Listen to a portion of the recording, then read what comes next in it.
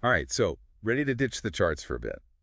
Today we're going to dive deep into what makes a winning trader tick. Sounds good to me. It's all about mindset, right? Not just knowing the markets, but like the mental game. Yeah, the stuff that separates those who consistently make it from, well, everybody else. Exactly. Yeah. And what's cool is it's not like you're born with this trader personality Yeah. or you're out of luck. That's what I find so fascinating about this whole thing. It really is about building skills. Like you can train for it. Exactly, like getting Yeah. better at a sport or playing an instrument. Anyone can do it. And the guidebook we're using for this deep dive is Strong Trader Mindset, which lays out 10 daily habits for us to dissect. 10, wow. Yeah. Ugh. But don't worry, we went through them and picked out the ones that'll be most useful and maybe even surprising. I think what's really cool about the book is it uses real stories. Oh, like case studies. Yeah, so you see how these habits play out in real life with real traders, not just theory. Love that. Okay, so first up, something that really caught my eye, the trading journal. But we're not just talking about logging your trades, are we? Not even close. It's way deeper than that. Give me the lowdown. Imagine a top athlete, right? They don't just practice and play games. They analyze replays, study their weak points, look for patterns. Ooh, I like this analogy. So for traders, that's the journal, understanding the why behind your moves, not just the what, when, and how much. So like, were you feeling cocky on that trade or scared? Did you stick to your plan or freak out a little? Exactly. And by writing down those feelings alongside your trades, patterns emerge. Oh, I got it. Maybe you get too aggressive after a win or freeze up after a loss. Once you see those patterns, you can tackle them head on. That reminds me of this one time. Actually, you know what? It reminds me of John. Oh yeah, John, great example from the book. He realized he was going off plan, chasing trades, every time he hit a losing streak. Classic. But his journal made it so obvious. Like a giant flashing sign. And then, boom, he was able to break the cycle. It's like awareness is the first step to recovery. Right. But how does all this actually make someone a better trader? It's more than just feeling good or bad, right? Right. Here's where it gets really interesting. You start becoming aware of your cognitive biases. Whoa, hold on, back up a sec. Cognitive biases. Yeah, think of them like mental shortcuts our brains use, but sometimes they lead to really dumb decisions. Especially when money's involved. Especially then. And the market's designed to make us emotional, right? For sure. So we all have these tendencies. Maybe you're naturally optimistic or you always see the worst case. Oh, I'm definitely a worst case scenario kind of person. See? And these influence how we see everything, including the market. So, these biases can mess with our trading without us even knowing. Bingo. That's why journaling is so powerful. It makes them visible. It's like having a coach in your pocket pointing out your blind spots. Exactly. You start making choices based on facts, not just feelings. So it's not enough to just know if you were happy or sad about a trade. You got to figure out if those feelings were tricking you. Exactly. And that leads perfectly into the next habit the book talks about. Discipline. Woo, discipline. Easier said than done, right? Kill me about it. Especially when you see a trade that's just begging you to jump in, FOMO is real. The worst. So, Strong Trader Mindset has this idea of a pre-trade checklist. Interesting. Like a set of rules. Think of it like a pilot before takeoff. They have this whole routine. Even if they've done it 1,000 times. Exactly, to make sure they're not skipping anything vital, even when things feel rushed. So in trading, this checklist would be like? Your entry and exit points, your risk management plan, everything you should think about before the trade gets going. That's brilliant. I think that would help so many people avoid those emotional decisions. It's huge. The book tells this story about Mike who kept falling for these setups that were too good to be true. Of course they were. Oh, no. But then he made a checklist and boom, it saved him from a bunch of bad trades. I love that. It's like having that little voice saying, hold on, did you actually think this through? And what's cool is the checklist actually gets more powerful when you combine it with the journaling. How so? Because the more you know your emotional patterns, your biases, the better you can tailor your checklist to protect yourself from them. Oh, that's really smart. Yeah. Like a 1-2 punch. Exactly. The journal helps you see your weaknesses. The checklist stops you from acting on them. Love it. Okay, so we've got journaling, discipline. What else? What other counterintuitive wisdom does this book have? Well, this next one might seem out of place in a trading book. Humility. Humility. Yeah. Isn't trading all about confidence? Like, you got to believe you can win. Confidence is key, for sure. But there's a fine line between confidence and, let's say, overconfidence. Oh, we'll see where this is going. And that's what strong trader mindset is all about, staying grounded even when you're on a hot streak. Easy to get carried away. So easy. You start taking bigger risks, breaking your own rules, basically asking for trouble. Because trading isn't about being right every time. It's about navigating the ups and downs. Exactly. Managing risk, knowing that you will be wrong sometimes. It's like, why is it so hard to be level-headed about money Right. Emotions take over. every time? Well, the book tells a story about Rachel, incredible winning streak, got super cocky, started making huge bets. Uh-oh. And then boom, market shifted, wiped out a ton of her profits. Ouch, I could practically feel that one. It happens. So the lesson here is those wins can be more dangerous than losses if they make you overconfident. It's like, even when you're celebrating, gotta be reviewing the trade thinking, what could I have done better? That's the mindset. Always looking to improve, even when things are good. Okay, last one for this part of the deep dive, and this one feels a little off topic, but I'm intrigued. Self-care. I'm so glad the book brings this up. People underestimate it. Right. Like, what's that got to do with trading? Everything. Trading is mentally and emotionally exhausting. It's like running a marathon that never ends. True. Always on, always checking. So you got to take care of yourself to perform at your best. It's easy to neglect sleep, good food, all that, when you're obsessed with the market. The book uses this guy, Daniel, as an example. He realized his trading was way sharper on days he took care of himself. Oh, interesting. Like when he exercised, got enough sleep, he was more disciplined, made better choices. His trading just flowed. It's like anything else, right? You can't perform on an empty tank. Exactly. Best strategy in the world won't help if you're burnt out and making emotional decisions. I think we forget the human element in all this, you know? It's not just about the numbers. Strong trader mindset is all about that. Trading is holistic. It's why you, managing emotions, staying disciplined, thinking clearly under pressure. So much to think about. We covered journaling, discipline, humility, now self-care. They all kind of tie together, don't they? That's the point. They're not random tips. They build a strong trader from the ground up. And anyone can do it, right? Absolutely. It's all about practice and consistency. I love this. Already thinking about how to incorporate some of this stuff myself. That's what it's all about. But we've got more to unpack, so stay tuned for part 2, where we'll dig into even more habits that can take your trading to the next level. Can't wait. This is good stuff. Wow. Welcome back, everybody. I don't know about you, but I'm still processing all that from the last section. It's a lot, right? Yeah, it really is.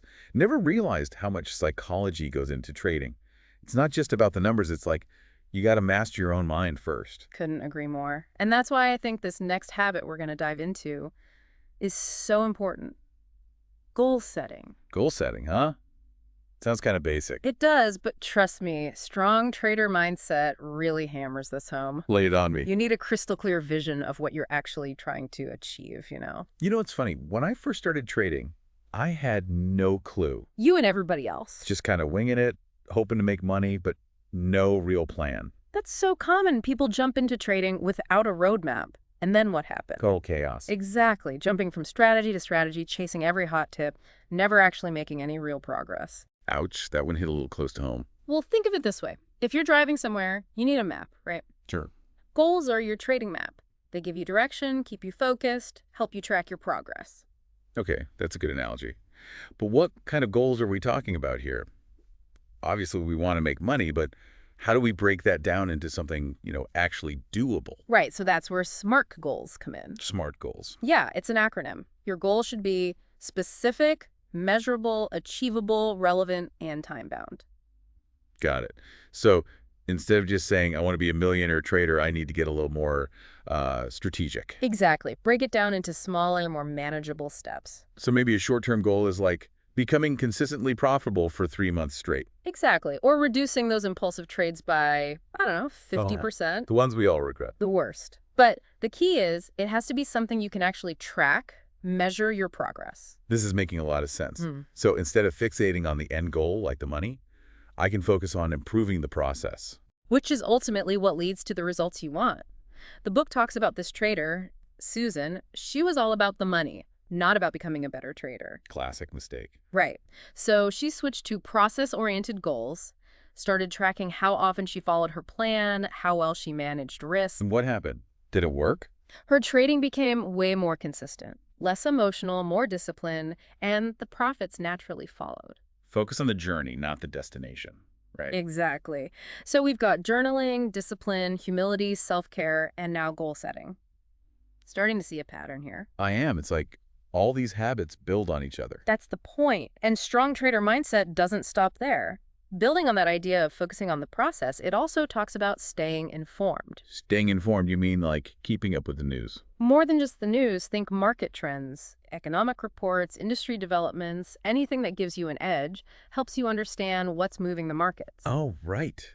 It's easy to forget about the bigger picture when you're staring at charts all day. It's like trying to predict the weather without checking the forecast. You're just guessing at that point. Exactly. So the book recommends setting aside time each day to review market news from reputable sources. Yeah, but there's so much information out there. Where do you even start? That's the challenge. Find sources that are objective, data-driven, and align with your trading style and the markets you trade. Think financial websites, news publications, economic calendars, maybe even social media if you can filter out all the noise. That's a big if. Right. And Strong Trader Mindset actually talks about creating a personalized information diet. So you're only consuming what's actually relevant to your trading. Ooh, I like that. Information diet. It's like just because it's out there doesn't mean you have to eat it all. Really, exactly. And this ties back to discipline. Yeah. Because when you understand the market context, you're less likely to make impulsive decisions based on fear or greed. That's like the difference between gambling and investing, right? Exactly. You're making informed decisions, not just reacting emotionally. Which brings us to another essential habit, risk management. Ugh, risk management. I know it's important, but it's not exactly the most thrilling topic. I hear you. It's like eating your vegetables. Not always fun, but super important. Keeps you healthy. Right. And in trading, good risk management keeps your account healthy. So it's not just about making money, it's about protecting the money you've already made. 100%. The book talks about how it's easy to get caught up in the potential of a win and forget about the potential for loss. Been there, done that. But risk management is all about ensuring you can weather the inevitable storms and come out on top. So what are some practical tips for managing risk? Well, a popular one is the 1% rule. The 1% rule. Yeah, it means never risking more than 1% of your total trading capital on any single trade. Sounds pretty restrictive. Wouldn't that limit your potential profits? It might seem that way, but think of it like insurance for your trading account. Okay, I can see that. By limiting your risk on each trade, you're protected from blowing up your account if things go south. Right, so it's about playing the long game, not letting one bad trade wipe you out. Exactly. And Strong Trader Mindset actually tells the story about Alex, a trader who survived the crazy volatile market of 2020. Remember that? Oh yeah, things were wild back then. Tons of traders got wiped out, but Alex stuck to the 1% rule and managed to preserve his capital. He even profited because he was able to capitalize on opportunities when the market bounced back. Wow, that's impressive. Ah. It really shows that you don't have to take huge risks to be successful. Sometimes the best trades are the ones you don't take. So let's recap, shall we? Journaling, discipline, humility, self-care, goal setting, staying informed, and risk management. My head is spinning. It's like drinking from a fire hose. I know, right? It's a lot. We could talk about this stuff for hours. I feel like we need a whiteboard and some diagrams. Try me next time. But for now, I think it's important to remember that building a strong trader mindset isn't about mastering all these habits overnight. It's a journey. It's a marathon, not a sprint. Exactly. Focus Yeah. on one habit at a time, pick the one that speaks to you most, and start practicing it consistently. Small steps, right? You got it. And just like running a marathon, there will be days when you feel amazing and days when you want to quit. The key is to keep showing up, keep practicing, keep learning. I love that analogy. All right, I think that's a great place to wrap up this part of our deep dive. We've covered so much ground today, and I'm already feeling more confident about my trading just from listening to all this. That's awesome to hear. And we're not done yet. In the next part, we'll wrap up with a few more habits that can really tie everything together and take your trading to that next level. Can't wait. All right, back for the final round of our deep dive into strong trader mindset. We've covered so much, but I have a feeling we saved the best for last. Well, what we're about to talk about is almost like a meta habit. It ties everything together. Ooh, I like the sound of that. And it's surprisingly simple. Taking responsibility for your decisions. Oh boy, here we go. I know, right? It's so easy to blame the market or the news or like some random tweet for a bad trade. It's human nature, totally. But strong trader mindset makes this point. Blaming stuff keeps you stuck. Makes sense. Only when you own your wins and your losses can you actually learn and grow from them. Okay, easier said than done, though, right? Yeah. Like, sometimes it's hard enough to admit I messed up, let alone take responsibility. Oh, I feel that. But it all starts with awareness. Okay, so first, you got to notice when you're doing the blame game. Exactly. Are you making excuses, putting it all on outside forces? Once you see that pattern, you can start to shift your thinking. So how do we actually go from blaming to, like, owning it? The book suggests asking yourself some tough questions after every trade, good or bad. Like what? Things like, what could I have done differently? Or what did I learn from this, even if it sucked? So it's not about beating yourself up. It's about squeezing some knowledge out of the experience. Exactly. There's a story in the book about Ben. He kept blaming the market for his losses. We all know a bet. Right. But when he finally forced himself to take responsibility, he realized he hadn't adapted his strategy to the changing market conditions at all. Oh, so it wasn't the market's fault. It was his approach. Exactly. And once he owned that, he could adjust and start making better choices. Love it. It's like you go from being a victim to being in control. 100%. And that leads right into another habit that goes hand in hand with responsibility, learning from your mistakes. Okay, this is where I think a lot of people struggle. We know we should learn from mistakes, but it's easier to just, like, bury them and pretend they never happened. Oh, tell me about it. But the book is clear. In trading, you will make mistakes. It's inevitable. Part of the game. Right. So the question is, what do you do with those mistakes? Do you let them haunt you, or do you use them to get better? So how do we actually turn those trading blunders into, like, valuable lessons? Strong trader mindset says keep a detailed record of your losing trades. Analyze them, figure out what went wrong, look for patterns, see if you're making the same mistakes over and over. So it's almost like you're turning those losses into investments in your future trading. I like that. It's about shifting your perspective, seeing mistakes as opportunities for growth, not just failures. Big mindset shift. Huge. The book tells a story about Sophia. She had this big aha moment when she started actually analyzing her losing trades. What'd she find? She realized she was constantly ignoring her stop-loss levels, which meant her losses were way bigger than they needed to be. Ouch. Right.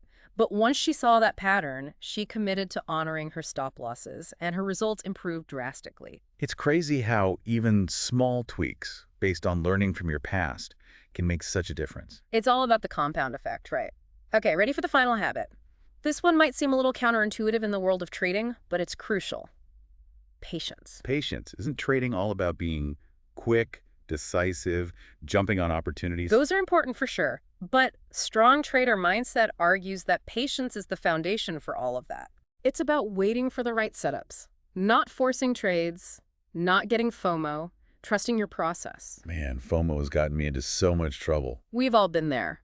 But the book reminds us the best trades often come to those who wait.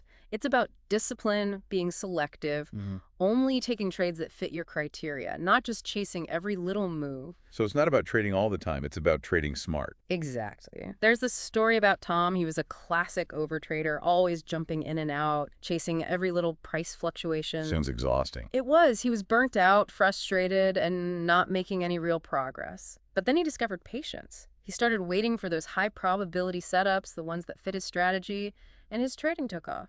Less is more, huh? Sometimes. He was calmer, more focused, and making much better decisions overall. Wow, what a transformation. So, by slowing down, he actually ended up getting better results. That's the paradox of patience in trading. It's not about being passive. It's about being strategic, disciplined, choosing quality over quantity. And trusting that the right trades will come along. Exactly. All right, that wraps up our deep dive into strong trader mindset. What a journey. My brain is full. We covered journaling, risk management, patience, so much good stuff. I feel like we just scratched the surface of this book, but I'm already feeling inspired. That's what we like to hear. Remember, building a strong trader mindset, it's a marathon, not a sprint. It takes time, self-awareness, and developing those good habits. And anyone can do it, right? Yeah. Doesn't matter if you're a pro or just starting out. Absolutely. Just got to be consistent, be patient with yourself, and never stop learning. Couldn't have said it better myself. So if you had to pick just one habit from all of this to focus on today, what would it be and why? Ooh, that's a tough one. They all work together, but if I had to choose, I'd say start with that trading journal. It's the foundation for everything else we talked about. Love it. It all comes back to knowing yourself. Exactly. And hey, we want to hear from you too. Hit us up on social media. Tell us which habit you're going to work on. We're all in this together. Well, absolutely. Thanks for joining us on this deep dive into strong trader mindset. Until next time, happy trading, everyone.